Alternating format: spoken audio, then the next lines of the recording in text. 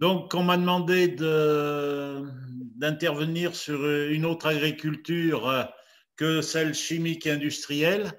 Donc, je vais repartir partir un peu de mon expérience, de ce que j'ai vécu en tant que d'abord exploitant agricole pour devenir un paysan.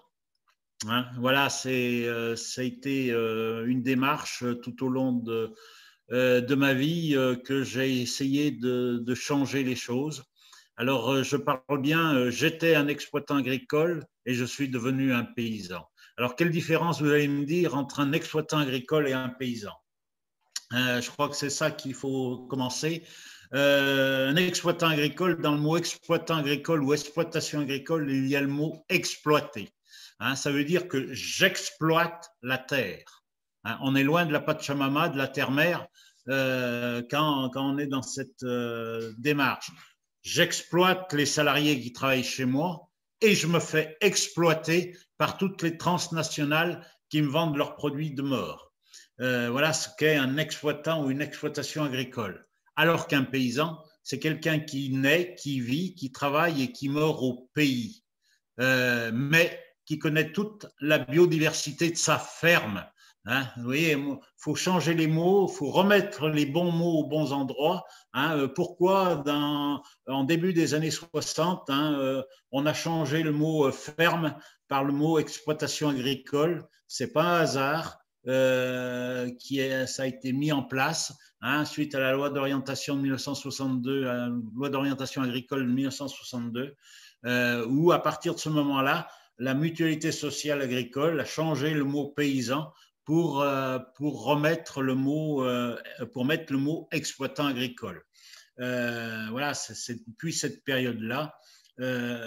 Donc, c'est vrai qu'à cette période, on était dans les 30 glorieuses, qu'il fallait produire, parce qu'on avait eu dans les années 40, fin des années 40, début des années 50, on avait eu des tickets de rationnement et on a demandé à l'agriculture et aux agriculteurs de produire énormément de marchandises pour combler ce déficit agricole et de nourriture, tout simplement.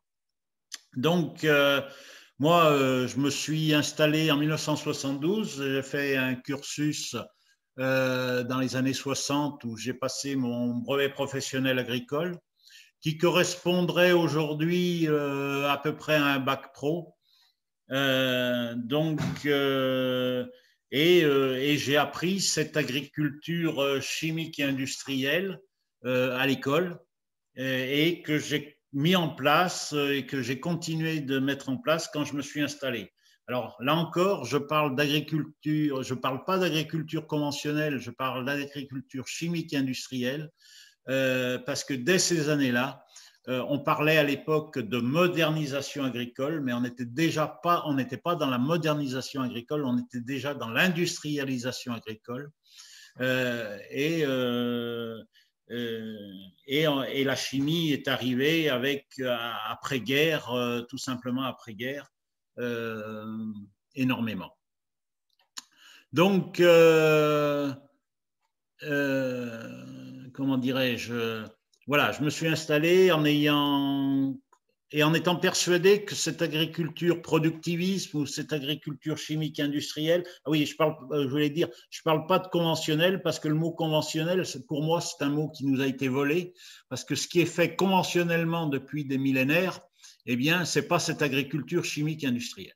Alors, on a détourné le mot conventionnel, parce que ça fait bien, on fait quelque chose de conventionnel, ça veut dire que tout le monde fait ça, alors que la réalité, c'est pas tout à fait ça. Mais malgré tout, moi, je suis rentré complètement dans cette démarche quand j'étais jeune. Je me suis installé en 72 et là, j'ai rentré dans cette agriculture qui on n'avait pas d'autre modèle. Alors, dès mon installation, j'ai remis en cause la dimension sociale de l'agriculture, mais je n'ai pas remis en cause les moyens de production. hein, c'est-à-dire le recours à la mécanisation, le recours à la chimie, aux engrais chimiques, aux pesticides, etc. Pour moi, à l'époque, c'était vraiment ce qui allait permettre un développement et nourrir l'ensemble de la planète. Alors c'est vrai qu'on avait dit, on disait à l'époque, dans 10 ans, il n'y aura plus personne qui mourra de faim. Sauf qu'encore aujourd'hui, il y a plus de 850 millions de personnes qui sont malnutries et qu'il y en a encore qui meurent de faim. Donc ça n'a pas résolu le problème malgré cette industrialisation de l'agriculture. Donc moi, comme je vous dis, je suis rentré à plein pied dedans. Et il a fallu, et je peux dire que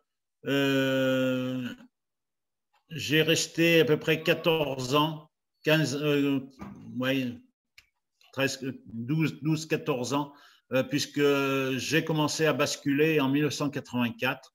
De 1972 à 1984, eh bien, j'ai fait cette agriculture vraiment productivisme industriel.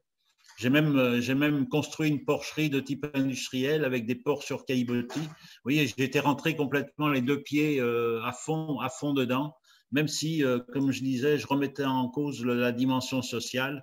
Je ne pouvais pas supporter qu'on ne fasse pas nous-mêmes nos factures, par exemple.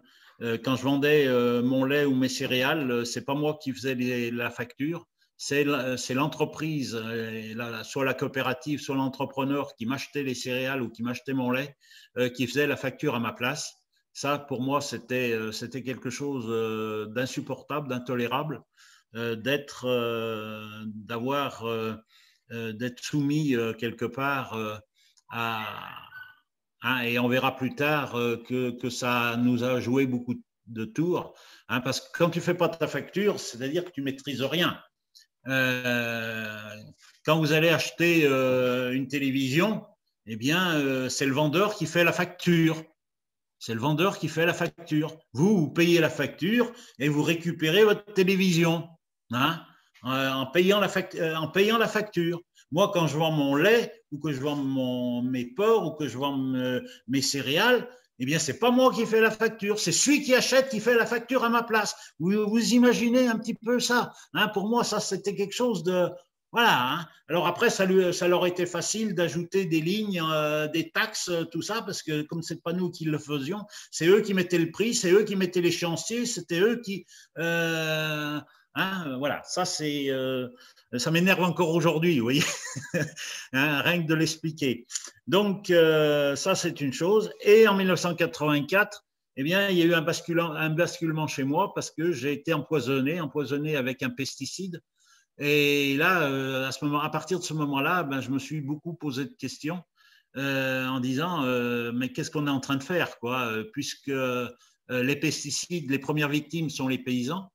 Il y a beaucoup de paysans qui sont empoisonnés. Alors, c'est un empoisonnement lent, hein. Bien souvent, on n'y voit pas. Et puis, quelques années plus tard, eh bien, on développe des cancers, on développe des mélanomes, on développe un certain nombre de pathologies, des cancers de la prostate, etc. Et c'est ce qui m'est arrivé, parce que l'accident chimique, ça n'arrive pas qu'aux autres. C'est comme l'accident de voiture, ça n'arrive pas qu'aux autres. Ça nous arrive aussi. Surtout à l'époque, on ne prenait aucune précaution, puisque du moment que c'était mis sur le marché et puis qu'on ne nous disait pas qu'il fallait… Si, on nous disait attention, il ne faut pas manger, il ne faut pas fumer pendant le traitement. Ben, évidemment, oui. Mais c'était toutes les informations qu'on avait. Et moi, en 84, en traitant des pucerons sur le blé, eh bien, je me suis retrouvé à être empoisonné par un insecticide.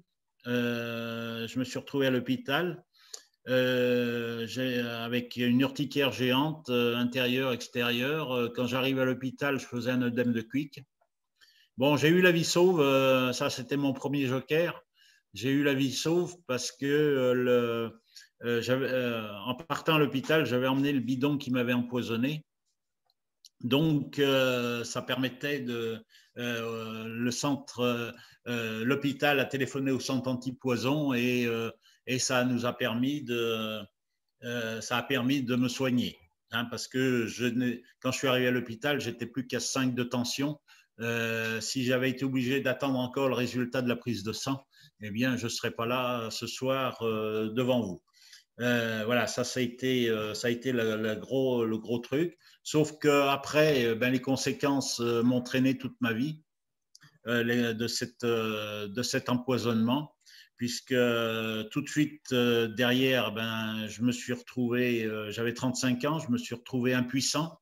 Quand vous avez 35 ans et que vous vous retrouvez impuissant, ben, ce n'est pas toujours marrant à vivre. Ça a été la première conséquence. Mais la deuxième conséquence, eh ben, je me suis mis à prendre du poids.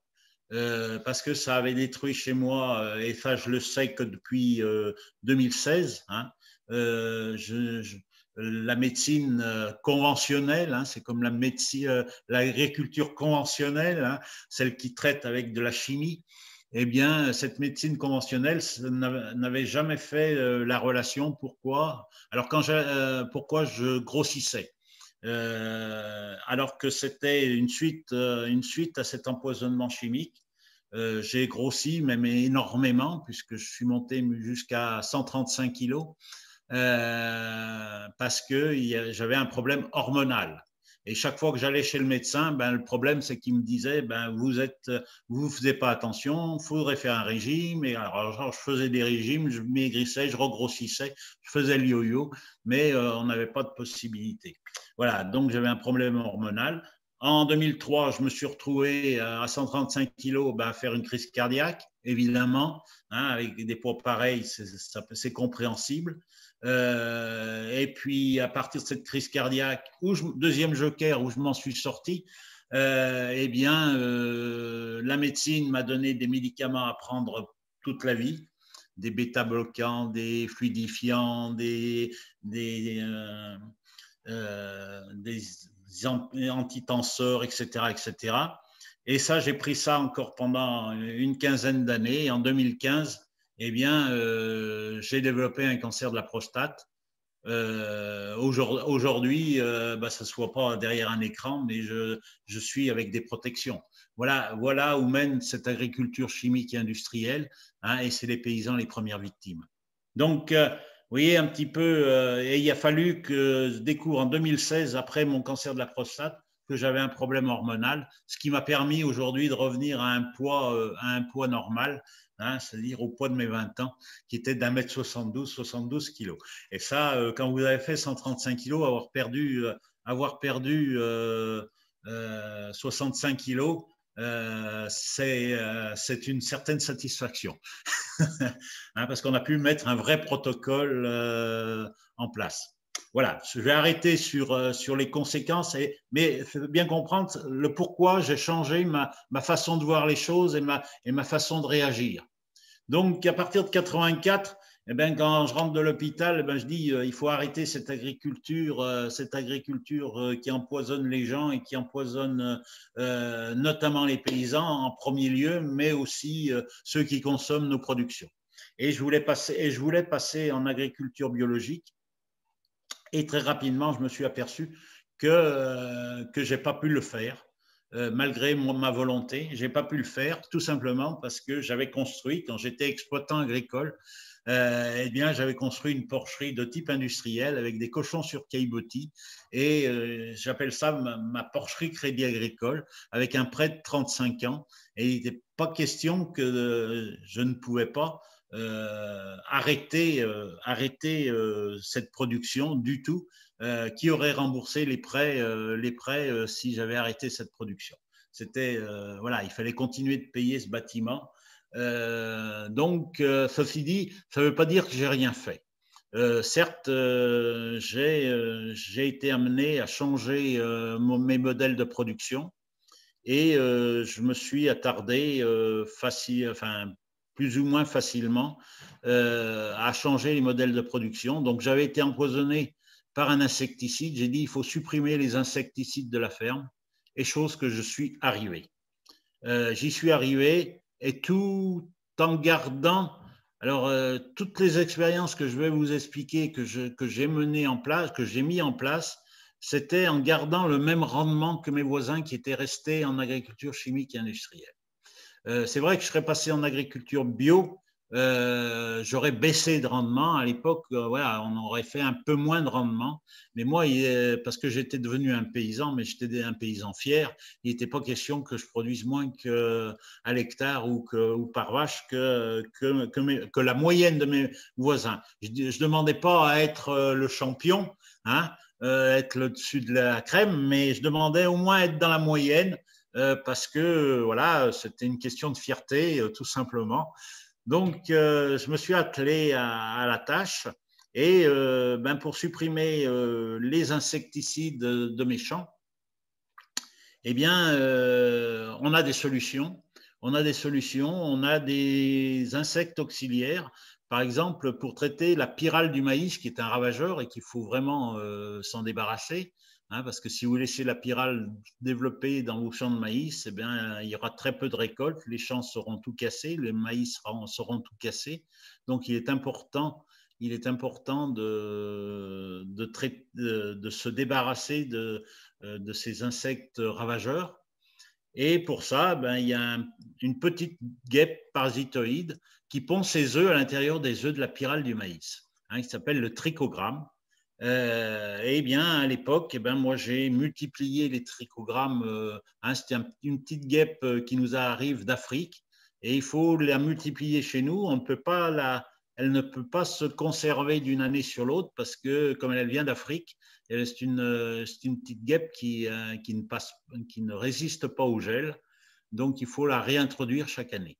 Mais pour ça, il fallait la multiplier. Alors, je multipliais ça, hein, à l'époque. Et puis, ça marchait très bien, hein. C'est un peu compliqué parce que c'est des toutes petites guêpes qui sont grosses, un peu plus grosses qu'un puceron. Mais ça se multiplie de la même façon qu'on multiplie les essaims d'abeilles.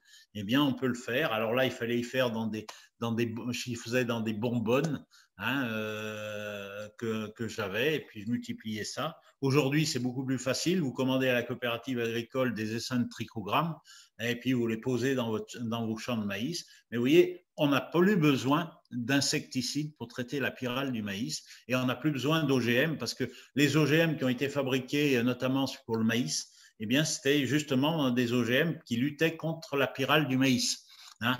Donc, et que l'OGM était devenu une plante pesticide puisqu'elle produisait elle-même son insecticide. Alors, il nous disait, oui, mais vous n'avez plus besoin de pulvériser. OK, mais la plante produit elle-même son insecticide. Comme une vipère produit son venin, eh bien, la plante produit son insecticide. Et quand vous coupez votre maïs, que vous le donnez à manger à vos vaches, vos cochons ou vos poulets, eh bien, en même temps, ils absorbent une molécule insecticide. Même si elle est naturelle, ça ne veut pas dire qu'elle n'est pas dangereuse. Même si elle est produite par la plante, ça ne veut pas dire qu'elle n'est pas dangereuse. Le venin d'une vipère, il est naturel et il est quand même dangereux, hein. Donc, c'est bien ça qu'il faut se mettre dans la tête.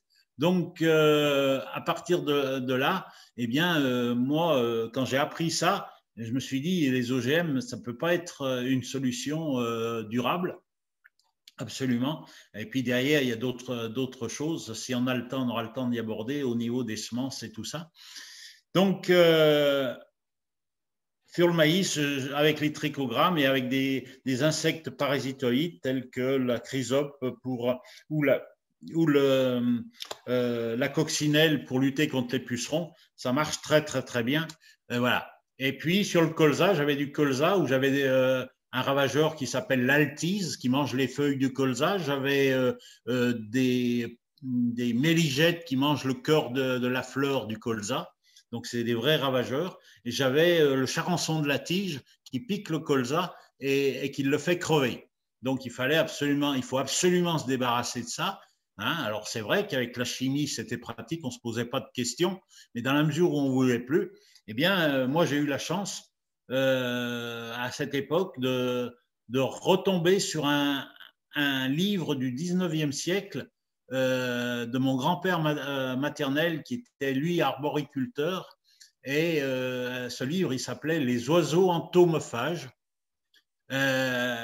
et il était tout crayonné au crayon à papier, parce qu'à l'époque, ils n'avaient pas de stabilo. Donc, le grand-père l'avait tout crayonné au crayon à papier, et je me suis aperçu qu'il utilisait les mésanges bleus pour lutter contre l'altise du cerisier. Alors moi, j'avais des altises sur mon colza. Je me suis dit, si on pouvait introduire des mésanges bleus dans mes champs de colza, eh bien, ça serait merveilleux. Donc, ça m'a demandé quelques années à déjà me renseigner plus, à m'informer, à savoir comment on pouvait réintroduire des mésanges dans nos champs. Et j'y suis arrivé. J'y suis arrivé. C'est pour ça qu'il y a un certain nombre de gens qui m'appellent aujourd'hui le berger des mésanges bleus. Un coup, un journaliste a sorti ce titre dans son journal. Ça m'a fait très plaisir. Hein, je dois le reconnaître. Et là, je suis en train d'écrire un livre et le titre, ça sera le berger des mésanges bleus, parce que vraiment, j'ai travaillé énormément avec les mésanges bleus. Il faut savoir que 3 couples de mésanges bleus à l'hectare et le champ de colza, il est complètement nettoyé. Vous n'avez plus besoin de traiter. Une mésange bleue est capable de ramasser 12 500 insectes ravageurs par jour. C'est énorme, c'est extraordinaire. Alors, il y a aussi la mésange charbonnière qui est plus connue dans notre région, mais elle est un peu plus fainéante.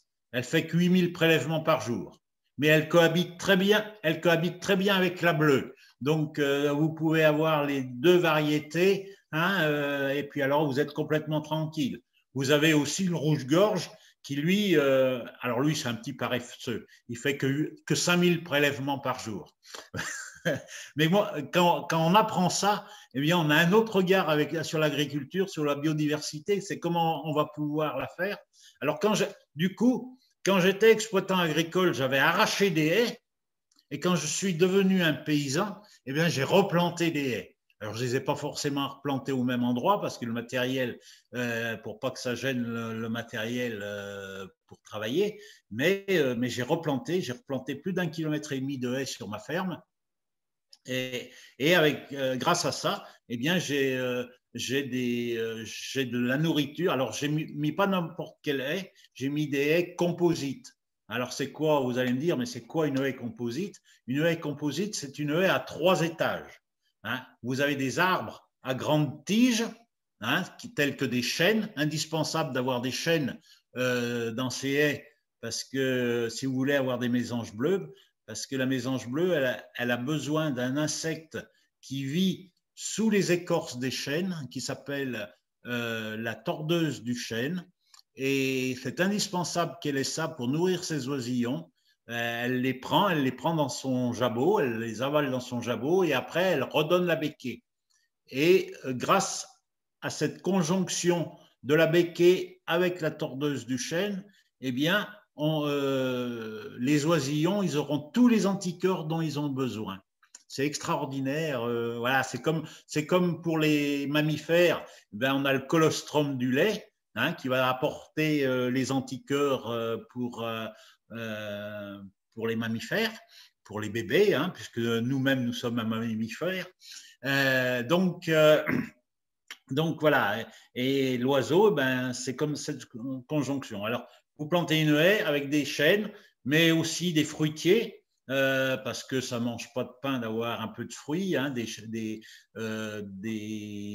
des noisetiers, des châtaigniers, vous mettez, vous voyez, des arbres, hein, même des pommiers, même des poiriers qui montent très haut, même si vous ne les ramassez pas, même, ils vont nourrir vos oiseaux quand ils en auront besoin. S'il y a des promeneurs qui passent le bord de votre champ, ben, ils peuvent ramasser une pomme ou une poire qui est tombée au sol. Hein, du moment que ça, c'est la nature qui nous y a donné, eh bien, les gens, ils peuvent aussi récolter. Moi, je ne leur dirai rien.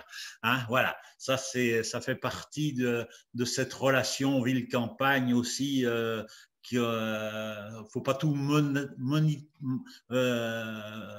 la monnaie, voilà, il ne faut pas tout monétariser. Voilà. Donc, voilà, ça c'est l'étage supérieur.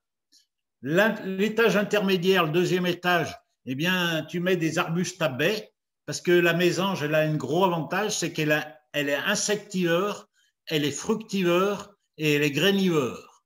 Donc, pour l'hiver, eh bien, tu mets des arbustes à baies. Tu mets des baies qui vont commencer à mûrir fin septembre, à partir du moment où on n'a pratiquement plus d'insectes chez nous. Eh bien, les baies vont commencer à mûrir, et des baies qui vont mûrir pendant tout l'hiver. Tu mets des variétés de baies qui vont mûrir jusqu'à grosso modo fin février, début mars. Et pendant tout l'hiver, eh ben, tes oiseaux, ils auront à manger. Hein, donc là, tu joues vraiment sur la biodiversité, tu joues complètement. Voilà. Et puis en plus de ça, la mésange bleue, elle devient un collègue de boulot. Elle travaille 7 jours sur 7, samedi, dimanche, et elle n'est jamais en grève. Vous imaginez si c'est extraordinaire. Hein, donc, voilà, moi, vous voyez, quand vous réalisez ça, moi j'ai pris un plaisir énorme à travailler de cette façon-là. J'ai pris mon pied, hein, même si j'étais devenu impuissant, ben, j'ai compensé pour être bien dans ma peau aussi. Donc, voilà, ça fait partie des choses. Et vraiment, du coup, une fois que mes haies ont été mis en place, et puis alors, je vous ai parlé de l'étage intermédiaire, hein, du second étage, et après, il y a le rez-de-chaussée. Le rez-de-chaussée, ben, une fois que la haie est bien poussée, pendant 3-4 ans, vous mettez de la paille pour pas que la haie soit étouffée par la mauvaise herbe. Donc, vous paillez votre haie. Et puis, une fois qu'elle est bien sortie, que les arbres sont bien sortis, qu'ils ne risquent pas, à ce moment-là, vous semez de l'herbe à savane. Hein. Alors, chez nous, l'herbe à savane, c'est du dactyle. C'est une herbe qui monte à 1,50 m facilement. C'est une herbe fourragère. Et puis, vous laissez venir naturellement le gaillet-gratron. Le gaillet-gratron, c'est une plante un petit peu envahissante. C'est une plante qui se colle à vous, vous savez, qui se colle, qui nous colle quand on la prend, ou qui se colle à vos vêtements. Mais elle est très intéressante parce que c'est une plante médicinale. Et moi, j'avais repéré quand j'avais du dactyle et du gaillet-gratron mélangé, eh bien, dessous, j'avais des hérissons et des carabes. Alors, pourquoi avoir des hérissons et des carabes dans mes haies? C'est indispensable. Le carabe, sa fonction principale, c'est de détruire les bois morts. Alors, dans une haie, il y a tout le temps des bois morts. Le carabe, hein, c'est les petits scarabées dorés, mais vous avez plusieurs sortes de carabes. Hein. Vous avez les lucarnes qui sont des carabes, vous avez un certain nombre. Donc, quand on a ça, ils détruisent les bois morts et ils transforment en humus. Donc, c'est intéressant. Ça, c'est leur fonction principale. Mais leur fonction secondaire, eh bien, ils luttent contre les limaces. Et les hérissons luttent aussi contre les limaces. Ils mangent énormément de limaces. Et comme les limaces viennent toujours de l'extérieur du champ vers l'intérieur du champ, pour rentrer dans votre champ, et si vous avez une haie composite tout autour de votre champ, eh bien, au moment où la limace va traverser la haie pour rentrer dans votre champ, eh bien, il y a les carabes et les hérissons qui sont là pour les accueillir et plus besoin de limaticides. Hein. Voilà, et j'ai supprimé complètement les limaticides de la ferme. Et pour un jardin, ça marche aussi. Si autour de votre jardin, vous avez une haie composite, alors c'est pas toujours facile d'avoir un potager plus une haie, hein, parce que on n'a pas, pour les jardiniers, ils n'ont pas forcément suffisamment grand, mais c'est important voilà, on a d'autres solutions pour lutter contre les limaces aussi, sans produits chimiques. Donc, vous voyez, une haie composite, c'est quelque chose qui devient vraiment très, très, très intéressant. Hein. Et une haie, de cette façon-là, elle est devenue rentable. Parce qu'il faut aussi qu'il y ait une certaine rentabilité. Et là, une haie est devenue rentable. C'est assez surprenant. Parce que pendant des années et des années, on nous conseillait d'arracher les haies justement parce que ça prenait du terrain agricole, hein, et sur ces endroits-là, on ne pouvait pas cultiver. Mais non seulement vous avez vos insectes auxiliaires, vous avez vos oiseaux auxiliaires qui sont dans la haie, vous avez sur du long terme, si vous avez des chênes, c'est du bois d'œuvre. Vous pouvez avoir aussi de l'acacia il va vous faire des piquets tous les 20 ans, il va vous faire des piquets. L'acacia, il va être mellifère, c'est-à-dire qu'il va avoir des fleurs et il va vous nourrir des abeilles. Vous pouvez mettre des ruches à côté, il va nous nourrir des abeilles, qui est un miel très très bon, le miel d'acacia. Vous voyez, vous pouvez avoir du bois de chauffage. C'est vraiment, des choses très intéressantes. Voilà, il faut repenser. Voilà, et en plus de ça, eh bien, on recrée le bocage. Et au niveau vision, quand on regarde la nature, eh c'est quand même plus sympa d'avoir un terrain de bocage que d'avoir des immenses plaines ventées où plus rien n'arrête rien. On va avoir bientôt des cyclones qui vont tout ramasser au passage. Voilà, donc c'est important, ça retient l'eau. Hein, ça retient l'eau, on aura moins de ruissellement, donc la nappe phréatique se remplira plus. Vous voyez, c'est toute cette biodiversité qu'il faut travailler avec, qu'il faut aller avec. Voilà un peu ce que j'ai mis en place pour lutter pour remplacer les insecticides uniquement. Là, je suis rien qu'aux insecticides. Après, je me suis attelé aux fongicides, hein, puisqu'on a dans les pesticides, on a les insecticides, on a les fongicides et on a les herbicides. Hein. Donc, pour s'atteler aux fongicides,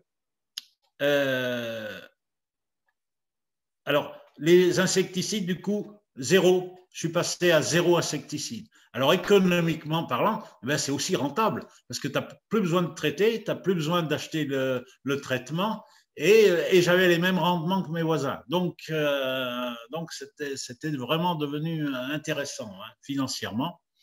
Les fongicides, quand j'ai voulu m'atteler aux fongicides, eh bien là encore, l'histoire d'une vie, hein, c'est assez extraordinaire. J'ai eu un enfant qui a pris la maladie des Hermoussus. Alors, vous n'avez certainement jamais entendu parler de cette maladie.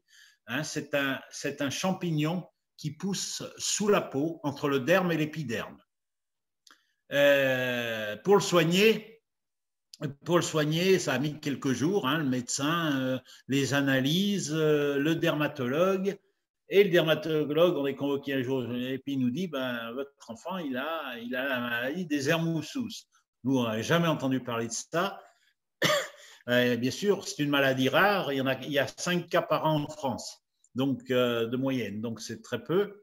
Mais c'est tombé sur le fiston, quoi. Donc, il fallait le soigner. Et le dermatologue, il a dit de toute façon, ça c'est facile à soigner. Ah bon, ouf, c'est une maladie compliquée, mais c'est facile à soigner. Il faut faire ouvrir les pores de la peau et après on met une pommade fongicide. Mais pour faire ouvrir les pores de la peau, il nous dit c'est relativement simple. Il faut vous mettez un cachet de permanganate de potassium dans la baignoire.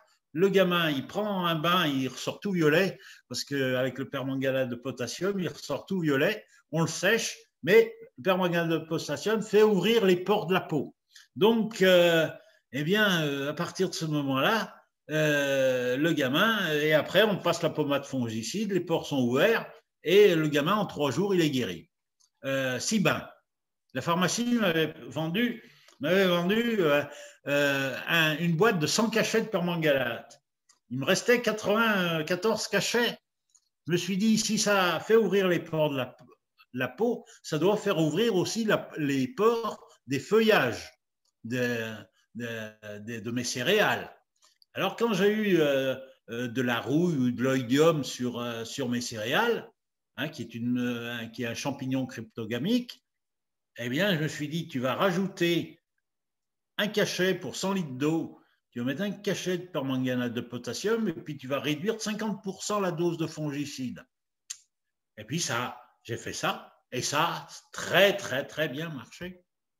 Ben oui, parce qu'on attaquait au cœur, on avait fait ouvrir les pores du feuillage, donc on attaquait à la racine le champignon. Donc, le coup d'après, comme c'était payé par la Sécu, le permanganate, mon premier paquet, je me suis dit, bah, tu vas continuer, puis tu vas réduire à 20% la quantité de fongicides. Alors là, je dois reconnaître, ça a un petit peu moins bien marché. Hein. Faut reconnaître, quand ça ne marche pas, ça ne marche pas. Hein. Donc, bah, le coup d'après, j'ai coupé la poire en deux. Entre 20% et 50%, c'est 30%, 33%. Eh bien, quand il fallait 3 litres de fongicide à l'hectare, je mettais 1 litre de fongicide à l'hectare, puis je mettais mon cachet. Puis quand j'ai plus de cachet payé par la Sécu, eh ben, j'ai remis, j'ai été à la pharmacie, puis j'ai acheté une boîte, mais c'est rien, hein, 6,80 €, donc c'est peanuts par rapport au litre de fongicide. Hein, voilà. Alors, quand j'ai voulu y expliquer à mes copains, mes voisins, hein, que je faisais comme ça, parce qu'il faut quand même, quand tu trouves un truc qui marche, il faut le dire. Hein, faut pas y garder pour soi. Et alors, j'en profite le jour de l'Assemblée générale de la coopérative agricole. Je demande la parole, puis je leur explique comment moi j'ai réduit des 2/3 la quantité de fongicides. Mais le technicien, enfin, celui qui a réussi, hein, je dis c'est celui qui a réussi, hein, parce qu'il était de la même promotion que moi. Lui, il était devenu technicien agricole à la coopérative agricole, et puis moi, j'étais qu'un paysan. Hein. Donc, il me fait, mais Gérard, ce que tu fais, c'est interdit. Et il avait raison. On n'a pas le droit de mélanger des produits. Hein, dans notre pulvérisateur, c'est interdit. Donc, même si ce qu'on fait est bénéfique, même si eux, ils ont le droit de mélanger. Mais nous, on n'a pas le droit de mélanger. Et je suis assez en colère parce que nous, on part à partir d'une molécule qui est le permanganate potassiol qui sert à soigner des hommes, donc qui n'a aucun danger, et ça c'est reconnu qu'il n'a aucun danger sur rien, et on n'a pas le droit de le mélanger, alors que ils ont le droit de mélanger les choses sans les tester. J'en ai pour preuve, vous avez tous entendu parler du glyphosate. Glyphosate. Faut savoir que le glyphosate, bien qu'il soit dangereux, bien qu'il soit potentiellement cancérigène, c'est la molécule la moins dangereuse de toutes les molécules qui sont à l'intérieur du Roundup. Ce qui est dangereux, c'est le Roundup. C'est pas spécifiquement le glyphosate. Et il nous parle glyphosate, qu'il faut l'interdire, il faut pas l'interdire. Hein. On parle que de ça. Alors qu'ils viennent de sortir un nouveau Roundup au vinaigre blanc en faisant croire aux gens qu'il est pratiquement bio. Parce que dans le Roundup, il y a 3 éléments. Il y a certes le glyphosate, hein, qui est la molécule dite principale, mais qui est loin d'être la principale. Il y a des adjuvants et il y a des excipients. Sur les adjuvants, ils sont testés, mais ils sont testés individuellement et jamais collectivement tous ensemble. Hein? Et les excipients, ils ne sont même pas testés, on ne sait même pas ce qu'il y a dedans, puisque ça fait partie du secret de fabrication. Et là, on vient de s'apercevoir, notamment quand ils ont sorti le nouveau Roundup au vinaigre blanc, eh bien que dans les excipients, il y a de l'arsenic. Donc, ce qui est dangereux, ce n'est pas forcément le glyphosate, mais c'est l'arsenic qui est à l'intérieur du Roundup. Hein? Donc, quand vous apprenez ça, ben, ça vous met en colère, hein, tout simplement. Moi, ça me met en colère. Hein? Moi, je trouve une formule qui marche et qui est intéressante. Je n'ai pas le droit de le faire. Et eux, ils se permettent, voilà. Et on s'est aperçu que le Roundup, il a été inventé 2 ans après l'interdiction mondiale de l'arsenic. Tout simplement, il fallait épuiser les stocks. Hein? Donc voilà, quand je dis eux, ils ont le droit de le faire, nous, on n'a pas le droit de le faire. Voilà. Mais bon, avec tout ça, malgré tout, j'ai continué de désobéir, hein, et toute ma vie, eh bien, jusqu'à ma retraite, eh bien, j'ai continué à faire cette formule. Hein. J'ai des copains qui l'ont expérimenté, qui l'ont fait, et puis ça marche. Alors aujourd'hui, la ferme est enfin en bio. Hein, c'est le fils qui a pris la succession. La porcherie a vécu plus de 35 ans. Elle a été amortie, donc elle a été usée. Donc aujourd'hui, il a pu passer en bio. Alors que moi, j'ai jamais pu passer en bio à cause de cette porcherie Crédit Agricole. Donc voilà. Après j'ai voulu m'attaquer aux herbicides. Et alors là, ça a été compliqué. J'ai mis 11 ans. J'ai mis 11 ans entre 84 pour aller jusqu'en 95, où là, il a fallu passer par le sans labour, plus labouré. Et pour moi, plus labouré, c'était quelque chose qui était inimaginable. J'avais entendu parler des méthodes sans labour. Je connaissais personnellement les Bourguignons, Lydia et Claude Bourguignon, qui ont prêché pendant très très très longtemps les méthodes sans labour. Et chaque fois que je le rencontrais, il me disait: Gérard, toi qui te veux un militant, c'est quand que tu arrêtes de labourer? Donc j'ai la première année, c'était difficile parce que pour moi, le labour, ça existait depuis toujours. Et je ne voyais pas pourquoi, du moment que ça existait depuis toujours, je ne voyais pas pourquoi, quand j'étais gamin, on m'avait appris à l'école, pâturage et labourage sont les deux mamelles de la France. Quand j'étais jeune, j'avais fait des concours de labour. Et puis là, d'un seul coup, on me dit il faut arrêter de labourer, il ne faut plus labourer. Là, je ne comprenais pas. Hein, sincèrement, je ne comprenais pas. Et plus tard, je me suis aperçu que le labour, c'était quelque chose de culturel, ce n'était pas quelque chose d'agronomique. Le labour, et quand on regarde plus Sully, quand il a dit pâturage et labourage sont les deux mamelles de la France, ça fait que 400 ans. Le labour n'existe que depuis 400 ans. Sur les 12 000 ans que l'agriculture existe, hein, sur l'échelle du temps, 400 ans, ce n'est pas grand-chose. Hein, quand on met une perspective de 12 000 ans, ce n'est pas grand-chose. Et l'agriculture chimique industrielle, elle n'a que 60 ans d'âge. Hein. Donc, sur l'échelle du temps, l'agriculture, c'était pas ça, quoi. Alors, la première année, en 95, j'ai mis la moitié de la ferme avec labour, et l'autre moitié sans labour. Il y avait une parcelle, je l'ai coupée en deux, j'ai fait moitié de labour, moitié sans labour. Et dès la première année, j'ai eu 15% de récolte supplémentaire avec le sans labour qu'avec le labour. Alors là, je n'y comprenais plus rien. Tout ce que j'avais appris à l'école, tout ce que je savais, tout ça, tout s'écroulait. Tout s'écroulait. Donc, bon, j'ai dit... voilà. Alors, on avait pu faire ça parce qu'avec des voisins, des copains, ils voulaient aussi tester le sans labour, mais on ne pouvait pas parce que ça demande du matériel un peu spécifique. Hein, c'est plus la charrue, mais il faut quand même travailler un peu le sol différemment, autrement. Et les semoirs ne sont pas les mêmes. Hein, c'est des semoirs à 10, ce n'est pas des semoirs à sabot. Enfin bref, je vais passer les détails, mais c'est un peu plus compliqué. Donc, la première année, on avait loué du matériel et on l'avait loué à plusieurs pour pouvoir pour que ça vaille le coup de louer ce matériel.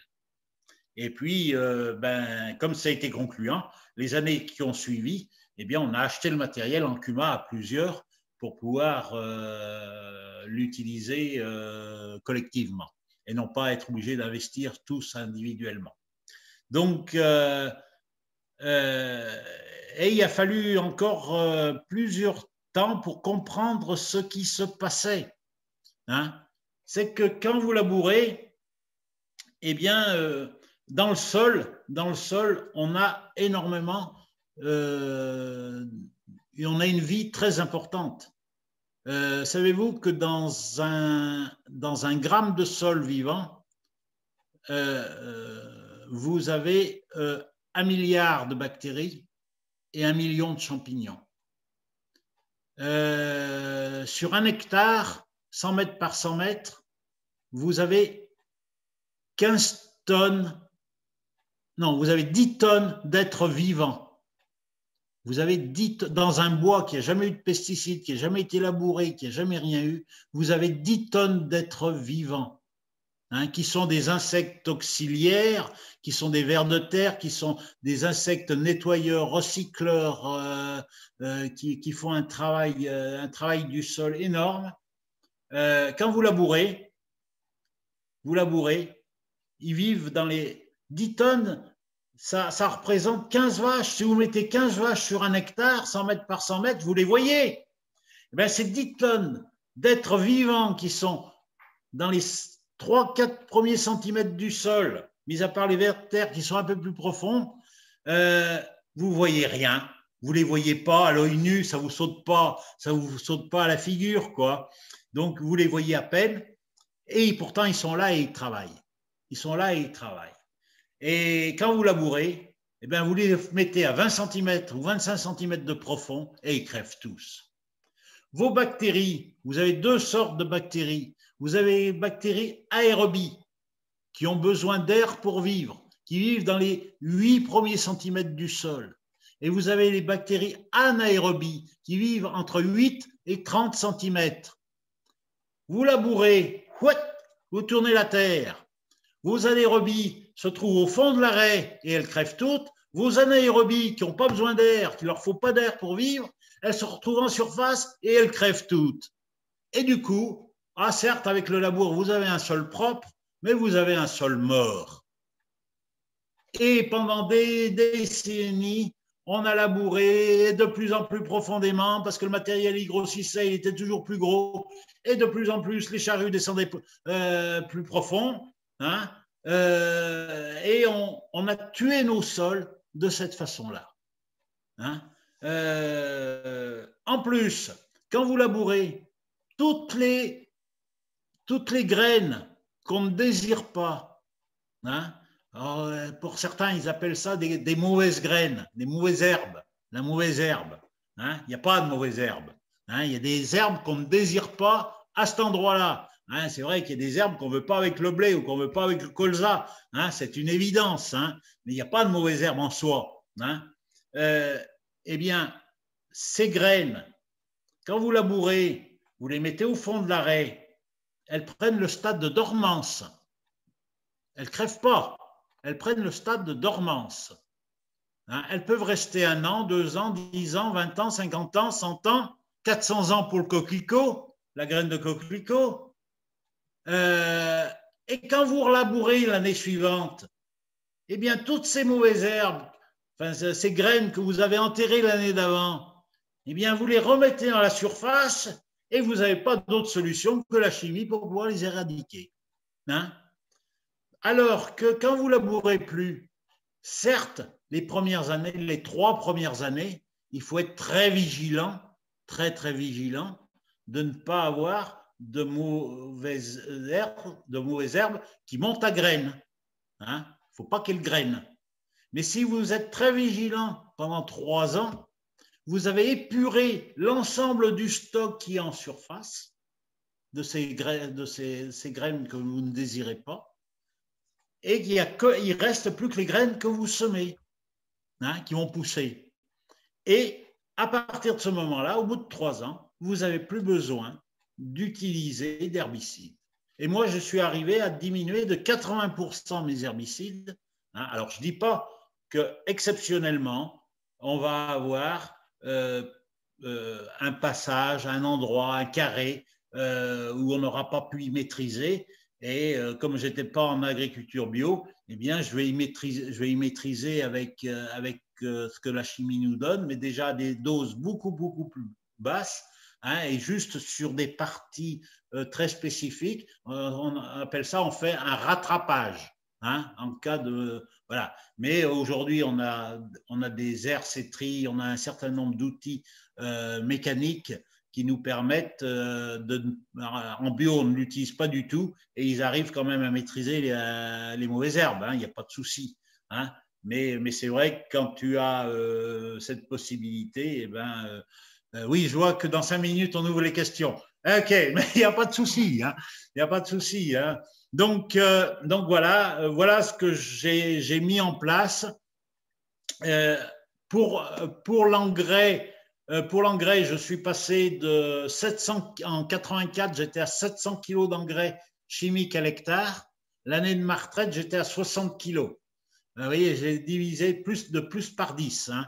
Et en gardant tout ça, en gardant les mêmes rendements que mes voisins.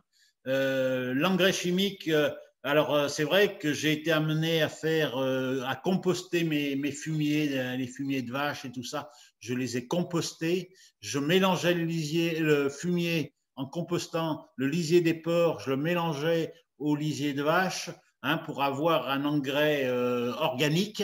Et j'avais plus besoin d'engrais chimiques. Les 60 kg d'engrais chimiques que j'utilisais, c'était pour le maïs. Je le mettais sur le rang en même temps que le semis pour faire un engrais starter pour que ça démarre très vite. Parce que quand vous semez au printemps, la terre est relativement froide et que si vous avez un peu d'engrais, le maïs va démarrer beaucoup plus vite et il ne sera pas mangé par des ravageurs parce qu'il va pousser vite. Donc, je mettais un tout petit peu, 60 kg à l'hectare, tout petit peu pour faire démarrer vite. Pour le blé, l'orge ou le colza, eh bien, j'y mettais fin janvier, je mettais un petit peu d'engrais chimique parce que l'engrais organique et est sous forme organique ou ammoniacale, elle n'est pas sous forme nitrique directement assimilable par la plante. Et à ce moment-là, il fait trop froid pour qu'il y ait la transformation de l'organique en nitrique et pour permettre au blé de taler, pour avoir plusieurs tales, c'est-à-dire plusieurs épis par grain semé, eh bien, il faut apporter cet engrais à ce moment-là. Je crois que je vais arrêter sur ça et puis je vais attendre les questions. Parce que j'aurai encore plein de choses à dire. Moi, si on ne m'arrête pas, il n'y a pas de souci, je passe la soirée, hein, même si j'aurais préféré vous avoir mano à mano. Hein, mais bon, malgré tout, j'en vois quelques-uns et ça me fait bien plaisir. Voilà. Donc, je vais peut-être laisser… tu nous envoies. Voilà. Oui, merci beaucoup pour votre intervention, votre conférence. Du coup, on a déjà une première question dans le chat. Oui, Je ne sais pas si vous voulez que je vous la lise. oui, dites-la, ça permet à tout le monde de la voir, l'entendre. Alors du coup, que pensez-vous de la représentation politique des agriculteurs aujourd'hui? On a des syndicats d'agriculteurs qui ne sont pas toujours audibles ou qui semblent parfois caricaturaux. Les débats que vous soulevez ont du mal à être entendus et très très peu de politiques viennent du monde agricole. Comment les agriculteurs peuvent-ils mieux se faire entendre? Alors, de toute façon, ça passe par la lutte. Hein. De toute façon, par la désobéissance civile, par la lutte. Moi, je fais de la désobéissance en continuant de mettre mon permanganate de potassium dans mon tonneau. Quelque part, oui, ça fait partie. Moi, je pense que la lutte est indispensable. C'est vrai qu'aujourd'hui, on a une politique, on a une représentation syndicale dite majoritaire qui est faite par la FNSEA et qui donne la feuille de route du ministre de l'Agriculture.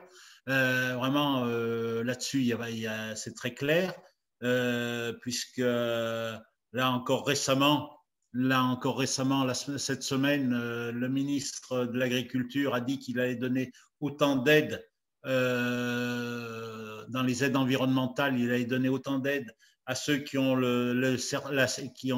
la certification HVE, haute valeur environnementale, qui touchera autant que les bio, alors qu'on sait que ça n'empêche rien. On peut avoir la haute valeur environnementale facilement en mettant tous les produits chimiques qu'on a envie de mettre.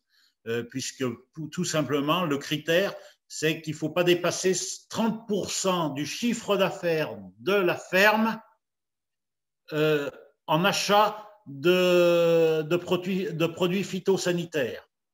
Alors que la moyenne, aujourd'hui, se trouve à peu près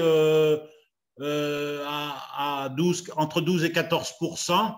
Donc, on peut encore mettre, avec la haute valeur environnementale, on peut encore mettre des quantités énormes de pesticides. Pour ceux qui en utilisent le plus, c'est dans le vin, hein, c'est les vignerons. Ils sont entre 20 et 25% de leur chiffre d'affaires est dans les pesticides. Ils ne sont encore pas à 30%.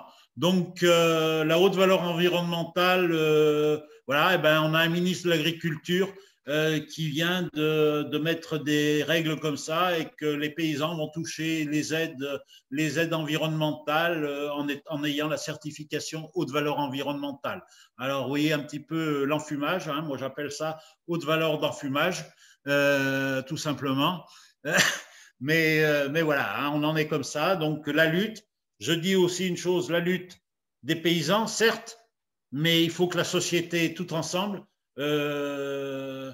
c'est Clémenceau qui disait la guerre c'est trop sérieux pour être confié au sol militaire. Eh bien moi je dis l'agriculture et l'alimentation c'est trop sérieux pour être confié à un seul ministre de l'Agriculture et à un seul syndicat agricole qui est la FNSEA. Donc, à un moment donné, il faut que l'ensemble des citoyens, des acteurs, se mettent en route pour réclamer qu'il y ait une autre agriculture, une autre politique agricole. C'est indispensable. Alors, ça passe déjà par vos achats. Si vous achetez du bio, automatiquement, les paysans, puisque économiquement parlant, ça devient rentable d'être en bio, hein, même si on fait des rendements légèrement supérieurs, et encore que quelquefois maintenant, avec les nouvelles techniques du bio, qui est la permaculture, eh bien, on s'aperçoit qu'on produit pratiquement, voire même sur certains produits, on a même dépassé l'agriculture chimique et industrielle. Donc voilà. Alors, oui, c'est certes caricatural, mais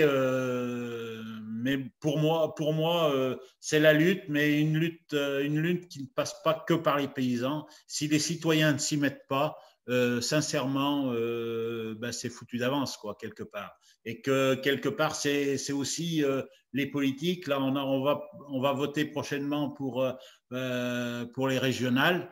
Faut savoir qu'au niveau des régionales, eh bien, tout le replantage des haies, ça passe par eux parce qu'il y a des subventions. C'est vrai que le paysan tout seul, au départ, replanter une haie, ça coûte un certain nombre d'argent au départ, quoi, la mise en place. Après, c'est rentable, mais c'est cette mise en application qui est un peu compliquée.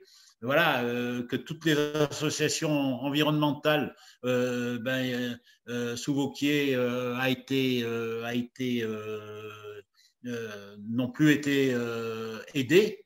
Donc, à un moment donné, notre bulletin de vote peut aussi servir à quelque chose. Voilà ce que j'ai envie de répondre par rapport à cette question, mais vous pouvez aussi interagir. On n'est pas trop nombreux, donc je pense que chacun peut aussi prendre la parole pour poser la question. Vous ouvrez votre micro et vous me posez la question. Vous pouvez affirmer quelque chose d'autre. Hein. Vous n'êtes peut-être pas d'accord avec moi. Eh bien, il faut aussi l'exprimer.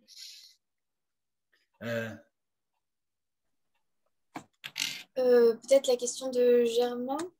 Germain, si tu veux la poser toi-même. Oui, ça serait super. Oui, bonsoir.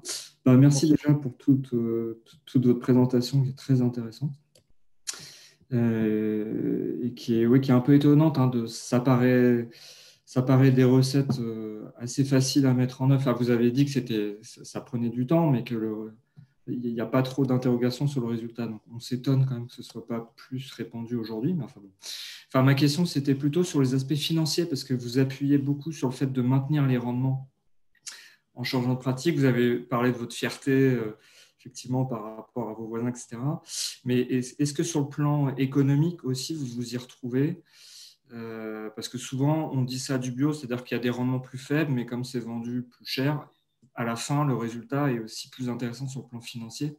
Et donc, ça pouvait convaincre certains de changer leur pratique sur cet argument. Je ne sais pas pour vous, votre retour d'expérience là-dessus. Alors, oui, alors, faut remonter les choses. Hein. Moi, je suis né en 1949. Il y avait des tickets de rationnement quand je suis né. Hein, et que quelque part, le rendement, pour moi, ben oui, ça veut dire quelque chose. Hein. Ça, faut bien se mettre ça dans la tête. Mais en bio, même si on produit un peu moins, on fait une qualité qui est tellement meilleure. Quelque part, on a besoin, quand on mangeait une salade faite en bio, une salade faite en chimique, au niveau nutritionnel, vous pouvez en manger beaucoup moins et vous aurez la même quantité nutritionnelle. Hein, donc ça fait partie vraiment des choses intéressantes. Mais c'est vrai que on aime bien avoir de la récolte, qu'on soit en bio ou qu'on soit pas en bio. Hein. Quelque part, c'est aussi une fierté de montrer ces champs en disant, vous voyez, c'est pas ridicule. Hein. Nos rendements sont pas ridicules. Et moi, j'aime. Bon, là, je sais pas manier suffisamment Internet, mais quand je suis en présentiel, j'ai un tableau. Je fais un tableau. Le rendement du blé j'ai le rendement du blé depuis 1850. De 1850 à 1950, vous avez le rendement du blé, il a doublé. Donc les paysans, ils ont su sélectionner leurs graines, ils ont su augmenter, ils ont fait doubler le rendement de 1850 à 1950.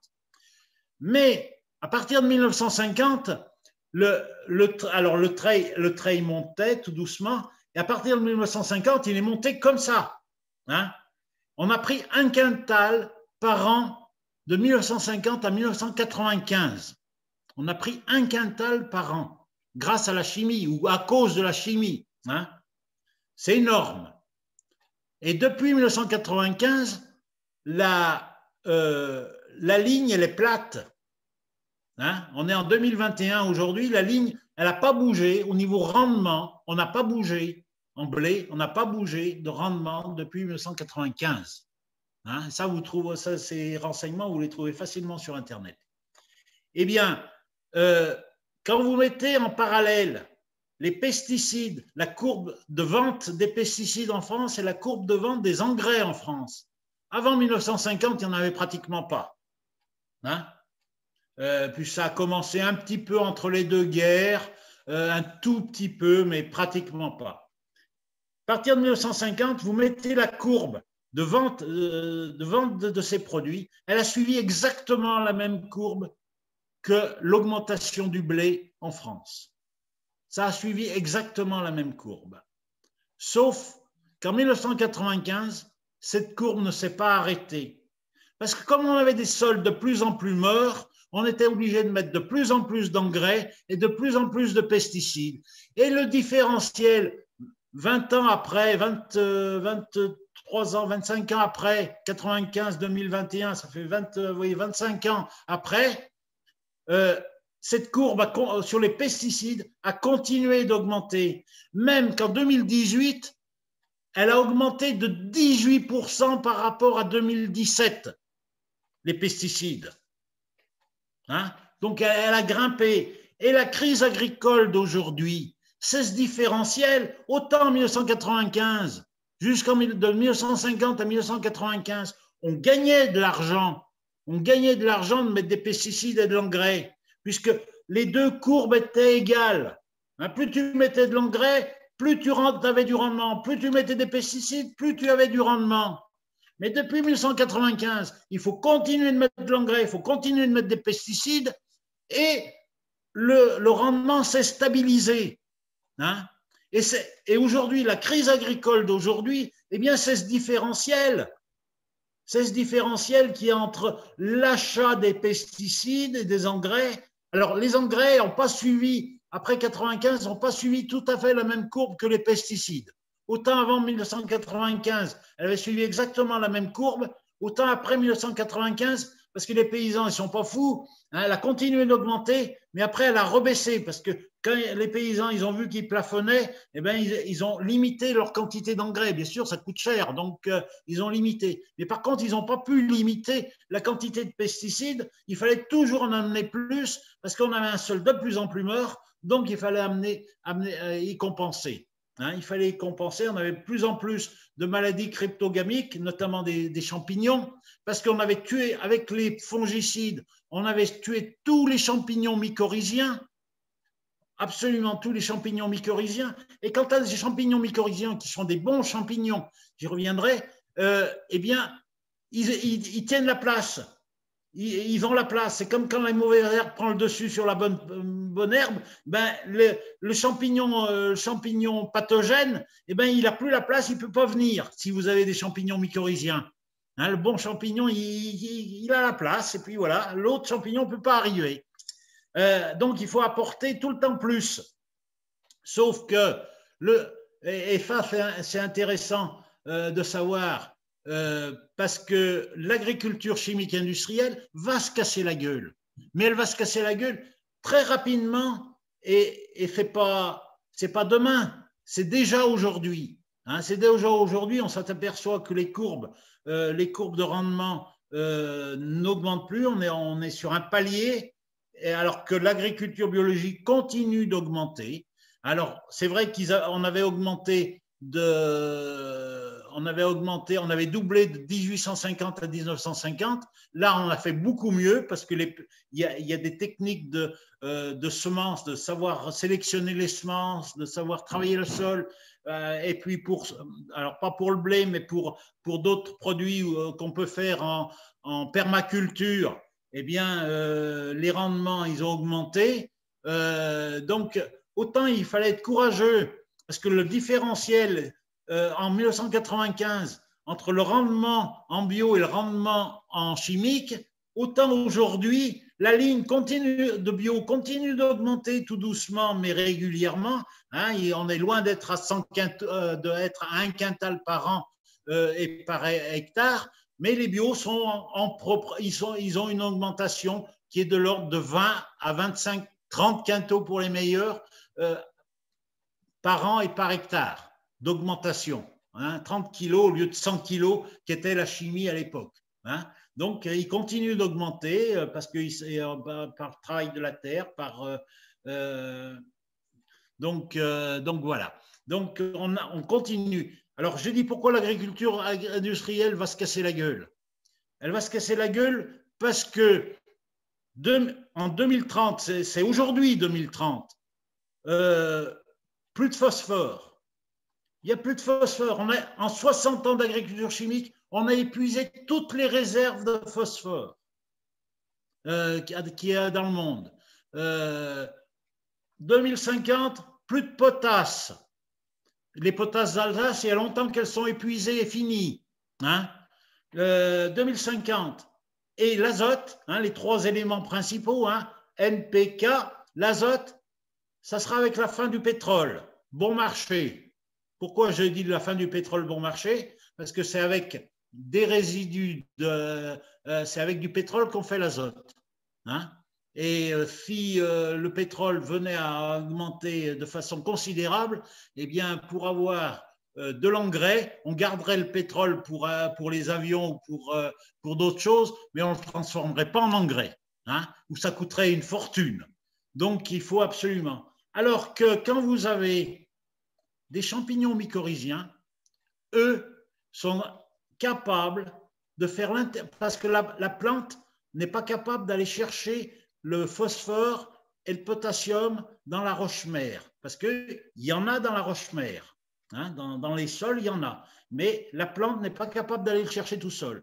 Pour aller le chercher, il faut qu'elle ait elle passe par l'intermédiaire du champignon mycorhizien qui, lui, va chercher le phosphore et le potassium dans la roche-mère, qui le donne à la plante. La plante, en compensation, avec la photosynthèse, nourrit le champignon. Hein, et puis, vous voyez, voilà. Et moi, je suis persuadé que dans les années qui vont venir, hein, 2030, c'est aujourd'hui pour moi 2030, hein, si on ne prend pas aujourd'hui un vrai tournant, eh bien, on n'ira pas vers une pandémie, forcément vers une pandémie telle qu'on vient de connaître, mais on ira vers une vraie crise alimentaire. Hein, si on ne passe pas en bio tout de suite et rapidement. Hein, parce que là, ça va prendre du temps pour que les sols retrouvent des champignons mycorhiziens, pour que ça va prendre un certain nombre d'années. Hein. Donc, il faut vraiment que tout de suite, je vois qu'il y en a qui ont Gérard est trop bavard. Donc, allez, je relaisse la parole. Allez-y, prenez la parole, coupez-moi la parole, n'ayez pas peur. Une autre question de Neu, voilà, qui est assez en lien, du coup, vu l'immédiateté des enjeux, voilà, de l'agriculture. Est-ce que tu veux poser ta question, Neu?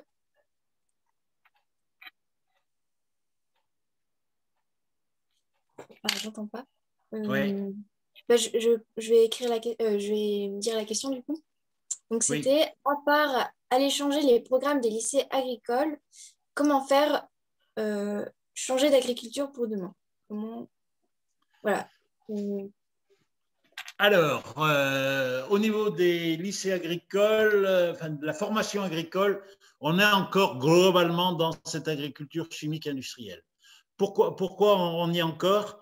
Parce que les lycées agricoles, ils sont sous la responsabilité du ministre de l'Agriculture et non pas du ministre de l'Éducation nationale.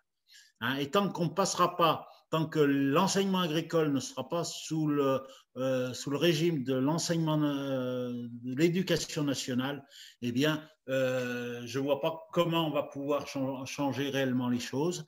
Bien qu'il y ait eu quelques aménagements, qu'il y a certains lycées aujourd'hui qui ont des filières bio, hein, mais ils sont encore trop peu nombreux.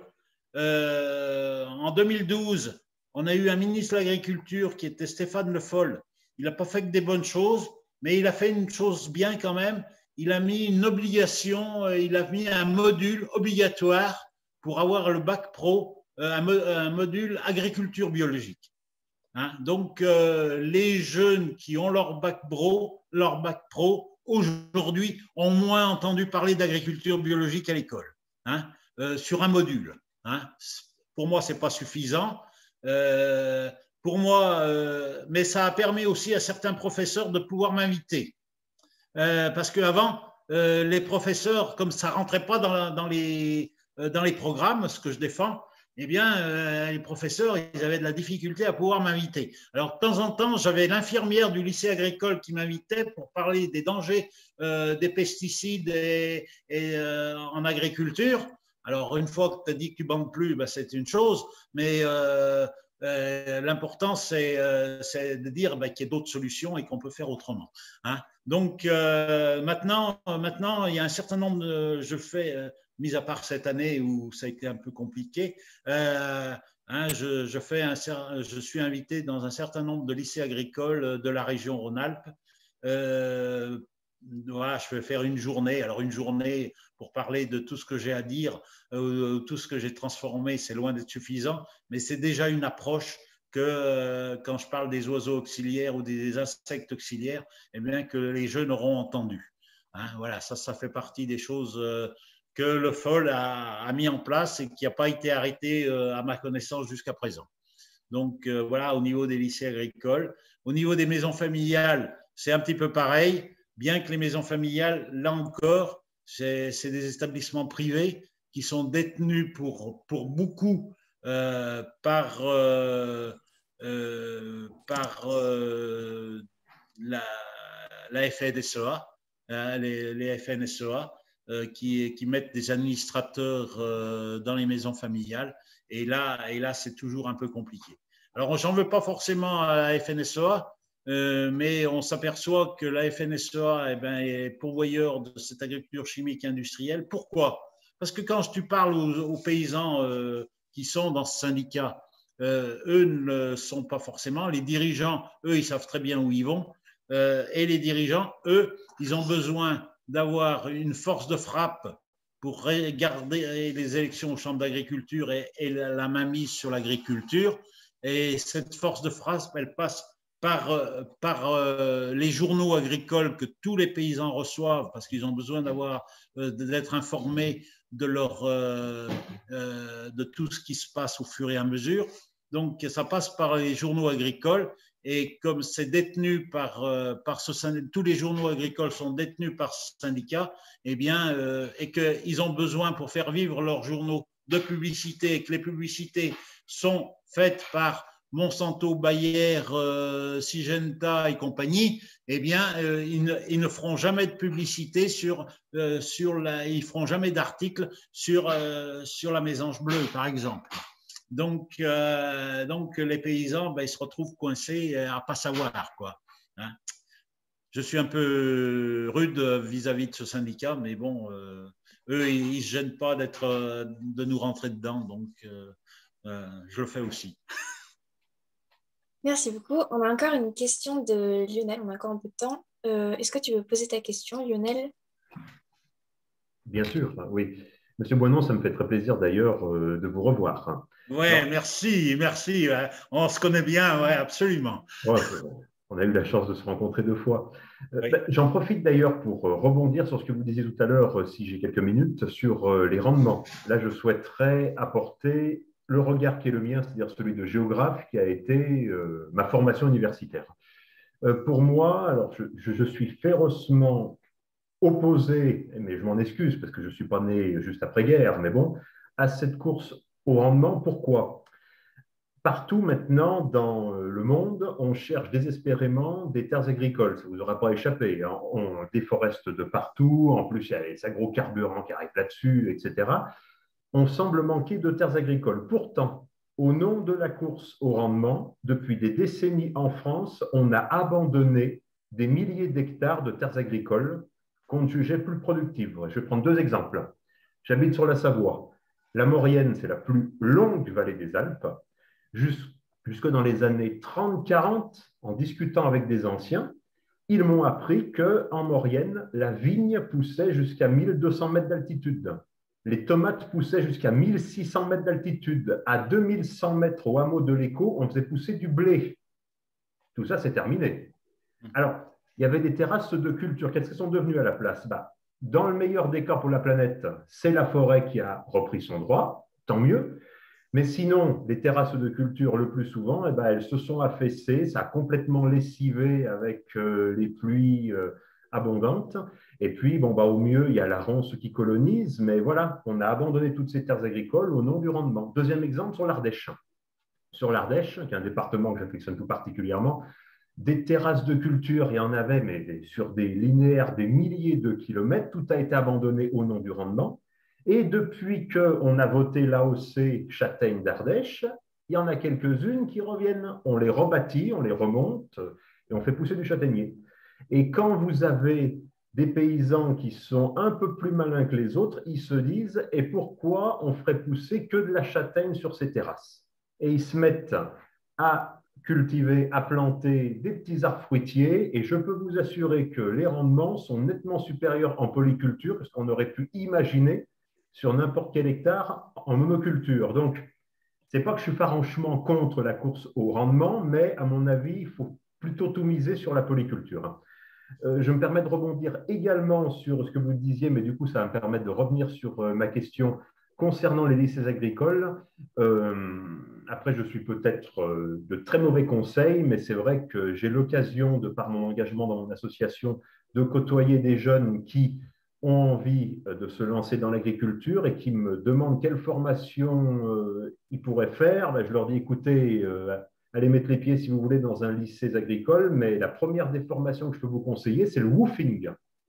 C'est d'aller chez les paysans, vous faire héberger gratuitement contre bon service rendu à la ferme. Vous allez voir, vous allez apprendre plein de choses.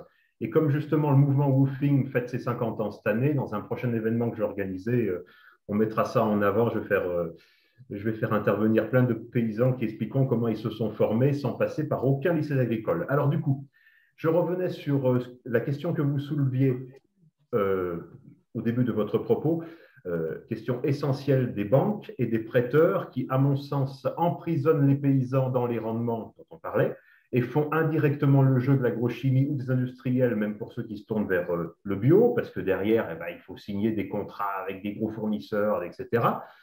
Alors, j'avais envie de vous poser cette question, au même titre que les artistes, les chanteurs qui peuvent désormais se passer de maisons de disques grâce au soutien de leurs fans, est-ce que vous pensez que le salut de la transition agrologique passe par les financements participatifs qui fleurissent de plus en plus pour aider les paysans à s'installer, à acquérir du matériel?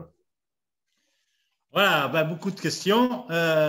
Oui, on peut passer par le financement participatif, ça marche, c'est sympa et c'est une façon de relation ville-campagne qui est très intéressante parce qu'en même temps, eh bien, on peut obliger, ceux qui financent, ils peuvent dire aux paysans, produit du bon vin, produit du bon fromage, sans pesticides, sans tout ça. Toi, avec les AMAP, avec tout ça, ça participe énormément. Hein. Ça, c'est une évidence. Je voudrais quand même sur les rendements. Moi, je suis complètement sûr que l'agriculture biologique est capable de nourrir les 9 milliards d'habitants. Et j'en ai pour preuve que sur cette planète, actuellement, on est 7 milliards d'habitants et il y a 1,3 milliard de paysans actifs. Sur ce 1,3 milliard de paysans actifs, savez-vous combien il y en a qui sont motorisés, qui ont un tracteur ou un motoculteur? Eh bien, il y en a 28 millions, soit 2%. Il y en a 300 millions qui ont une traction animale et il y en a 1 milliard qui travaillent à la main avec des bêches et des machettes.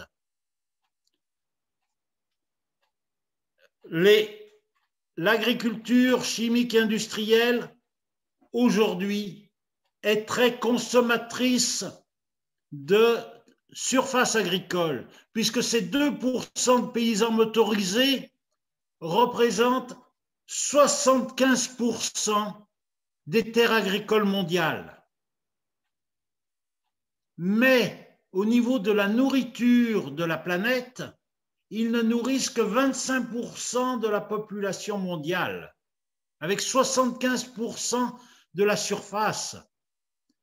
75% de la population mondiale sont nourris par les 25% de surface qui sont cultivés par ce 1,3 milliard de paysans qui ne sont pas motorisés. Hein? Donc, quand vous connaissez ces chiffres, on est complètement dans ce que venait de dire Lionel, c'est-à-dire qu'on n'a pas à faire la course au rendement. C'est 75%. À quoi ils servent aujourd'hui cette agriculture?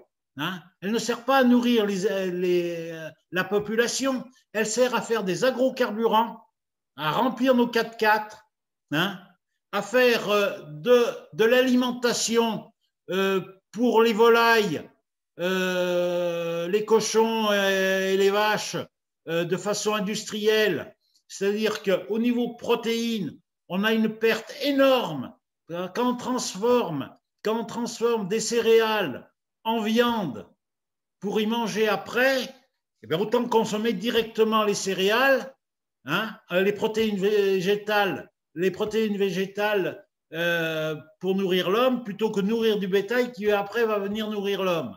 Alors je ne suis pas un véganisme, je ne suis pas contre la viande, hein, parce que j'estime aussi qu'il est important, et notamment en montagne, en Savoie ou ailleurs, où il ne pousse que de l'herbe.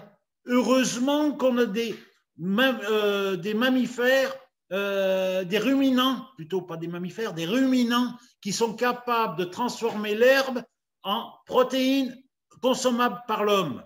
Ou dans la steppe du Grand Nord, qu'on ait des rennes qui sont capables de transformer la steppe en protéines qui va nourrir les hommes. Hein. C'est pour ça que moi, je ne suis pas contre la viande, mais contre cette viande industrielle où on va produire les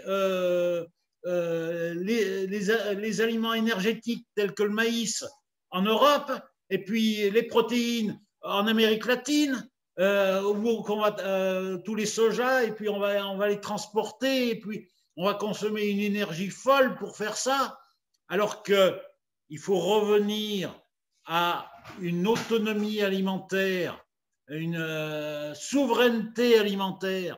Moi, paysan français, ma vocation, c'est de nourrir d'abord le peuple français. Le paysan sénégalais, sa vocation principale, c'est d'abord nourrir le peuple sénégalais.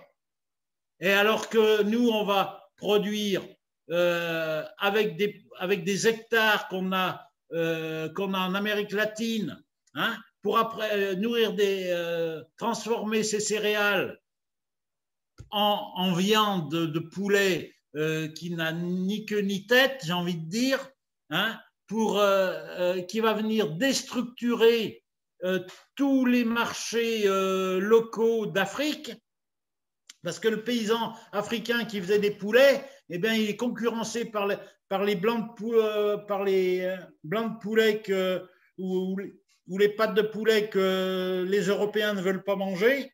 Ça leur est vendu à vil prix sur le marché de Dakar.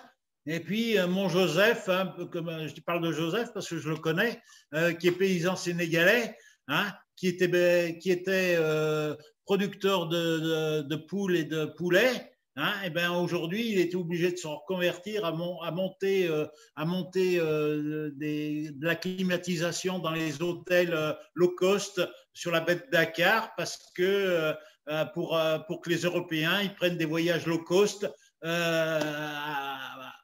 vacances dans la baie de Dakar. Donc, il y a des choses qui sont complètement aberrantes, alors qu'on ferait une agriculture paysanne, hein, agroécologique.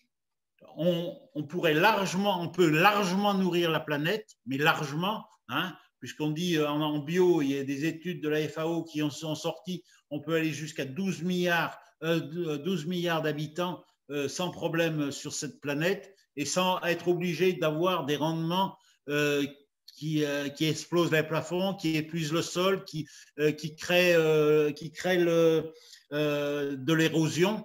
Pas oublier qu'en France, on a perdu du sol agricole. Quand vous allez au bord d'un bois, vous avez un champ qui est cultivé depuis 60 ans et à côté, il y a le bois. Avant, ils étaient tous au même niveau. Eh bien, aujourd'hui, on a perdu entre 20 cm, dans le meilleur des cas, on a perdu 20 cm par rapport au bois. Il y a déjà une marge de 20, mais bien souvent, c'est une marge de 50 cm. En 60 ans, on a perdu entre 20 et 60 cm suivant les régions, suivant les sols, de terres agricoles, hein, par l'érosion. Donc, c'est dramatique, quoi. Donc voilà, je ne sais pas si j'ai répondu à toutes les questions parce qu'il y en avait plusieurs, Lionel. Donc s'il y en a une que je n'ai pas répondu, tu me redis. Autrement, il y en a d'autres. Ouais, on arrive un peu à la fin de l'intervention qu'on avait prévue comme durée. Est-ce que vous voulez conclure un peu voilà, à partir de votre expérience? Alors, ce que j'ai envie dans la conclusion que j'ai envie de donner, j'ai envie de vous parler un petit peu des semences, et notamment, j'ai eu la chance de participer à l'écriture de la Déclaration des droits des paysans à l'ONU, qui a été votée en 2018, hein, 17 décembre 2018. J'ai participé à cette écriture, et notamment sur l'article 19, qui était le droit à la semence. On a, en France, on a un pays, c'est le pire des pays, puisque la France s'est abstenue sur le pays des droits de l'homme, hein, qui se veut pays des droits de l'homme, s'est abstenue sur la Déclaration des droits des paysans.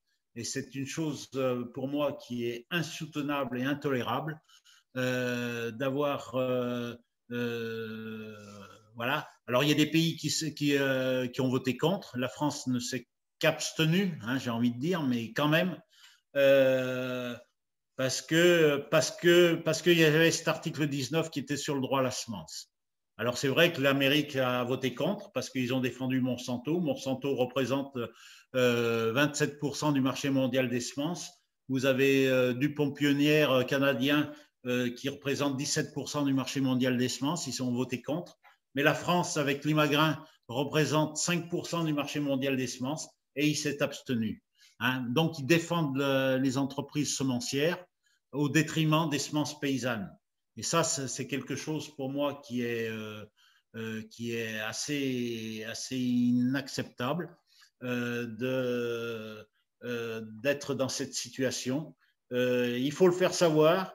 Maintenant, on a cette déclaration qui existe, et bien, il faut la faire vivre. C'est-à-dire cette déclaration qui dit qu'on a le droit de s'échanger, de multiplier, de se vendre des semences entre nous, hein, pour avoir des semences paysannes, hein, cette déclaration des droits des paysans. Même si la France refuse, hein, puisqu'il faut que nos semences soient inscrites au catalogue, hein, c'est 43, hein, puisque le catalogue des semences remonte à 1943 sous Vichy, hein, qui n'a jamais été aboli après. En 1962, avec la loi d'orientation agricole de 1962, ils ont interdit aux paysans d'avoir le triage à façon, parce que pour ressemer ces semences, il faut les trier. Eh bien, en France, ils ont osé interdire le triage à façon. Alors, si tu avais ton propre trieur, tu avais le droit de le faire, mais tu n'avais pas le droit d'avoir un trieur collectif. Hein? Ça, c'est la loi de 62. Et alors, bon, les paysans, ben, ils ont fait de la résistance et ils ont fait de la désobéissance. Et ils se sont aperçus qu'il y avait de la désobéissance et que les paysans continuaient de se changer, et de faire leurs propres semences. Alors, ils ont inventé quelque chose de beaucoup plus subtil. Hein? À partir de 1995, ils ont instauré la taxe. Alors, ce n'est pas une taxe, c'est la contribution volontaire obligatoire.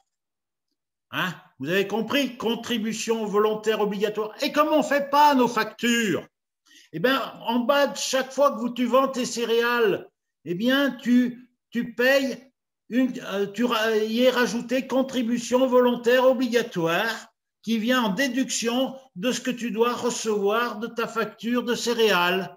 Hein?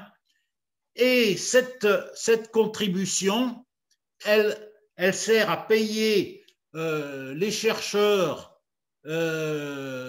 notamment l'Imagrain, parce qui fait de la recherche sur les semences. Hein, ça va subventionner l'Imagrain pour faire de la recherche sur les semences. Et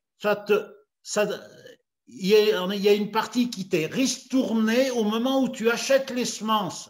Donc, pour le paysan, ça lui coûte moins cher d'acheter des semences certifiées que de produire lui-même ses semences.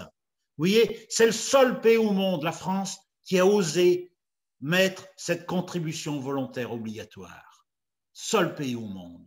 Hein, parce que vraiment, ils ne veulent pas que les paysans fassent leurs propres semences. Hein. Et ça, vraiment, moi, je suis dans cette démarche, puisque j'ai participé à cette écriture de la Déclaration des droits des paysans. Maintenant, je l'ai donné, cette Déclaration des droits des paysans, à l'avocate de Coco Belli, hein, qui fait des semences paysannes et qui distribue des semences paysannes, qui ont plein de procès parce que justement, ils font des semences. Maintenant, avec cette déclaration, même si c'est qu'une déclaration, ce n'est pas une convention, hein, la différence entre une convention et une déclaration, c'est qu'il y en a une qui est contraignante et l'autre n'est pas contraignante. La déclaration n'est pas contraignante. Mais moi, je ne vois pas comment un juge, maintenant, il faudra aller en procès, mais de façon collective. C'est pour ça que je me suis adressé à l'avocate de Coco Belli, parce que s'ils ont un procès, ben, qu'ils utilisent cette déclaration, et je ne vois pas comment un juge va pouvoir juger des paysans qui vont s'échanger, qui vont se vendre des semences entre eux, en ayant une déclaration internationale, hein, de l'ONU qui affirme le contraire, quoi. Donc voilà, cette déclaration, il faut le faire savoir. Alors c'est vrai qu'on n'a pas eu de chance en France, elle a été votée dans la nuit du 17 au 18 décembre 2018, et le 18 décembre 2018, la presse ne s'en est pas emparée en France, alors qu'en Amérique latine, en Afrique, en Indonésie, on a eu des articles grands comme ça dans les journaux. En France et en Europe, ça s'en est pas parlé, parce que le 18 décembre 2018, eh bien, c'était le jour des Gilets jaunes, où il y a eu l'Arc de Triomphe de Cassé, etc., et que la presse nationale s'est focalisée là-dessus, et elle n'a pas parlé du tout. Mais ils auraient eu le temps d'en reparler après, chose qu'ils se sont bien gardés de faire. Voilà, ça, j'ai envie de dire ça, voilà. Et j'aimerais, pour finir la conclusion, eh bien, qu'on réorganise ça un jour, qu'on peut tous se retrouver tous ensemble. Vous pouvez individuellement, soit en Savoie, soit pour ceux qui sont pas de Lyon, mais qui sont d'un peu plus loin, eh bien, je suis prêt à me déplacer, hein, refaire des soirées ensemble, hein, soit avec un film débat, soit sans film débat, parce que vous voyez, je suis capable de tenir une soirée complète, il n'y a pas de souci, même si on n'a pas un film. Mais des fois, avec un film, ça fait une introduction, et puis après, on fait un débat. Moi, j'aime beaucoup faire un film débat, parce que les cinémas, d'une part, ils ont énormément souffert, hein, aujourd'hui. On peut passer des films dans de très bonnes conditions. Après, les gens sont installés dans les fauteuils, et moi, j'interviens après, les gens sont installés. Et voilà, et on a une vraie relation. C'est un partenariat cinéma, association. Vous voyez, aujourd'hui, il faut qu'on s'unisse tous ensemble pour pouvoir faire avancer la bonne cause. Voilà ce que j'ai envie de dire. Merci beaucoup pour cette très belle conclusion. Et oui, effectivement, on espère vous revoir en vrai. N'hésitez pas à passer à la terrasse de notre café si vous êtes sur Lyon. Et Voilà. merci beaucoup à tous d'être venus pour cette conférence vraiment très intéressante. Et voilà, pareil, n'hésitez pas à venir nous retrouver à la terrasse du Café Simone. Et sinon, malheureusement toujours en distanciel pour une autre conférence la semaine prochaine, qui sera toujours en lien avec la nature. Voilà, donc le sujet sera sur la théologie de la création. Quel regard chrétien sur la nature? Voilà. Merci beaucoup encore. Merci à vous tous, et j'ai été très heureux de participer avec vous à cette soirée.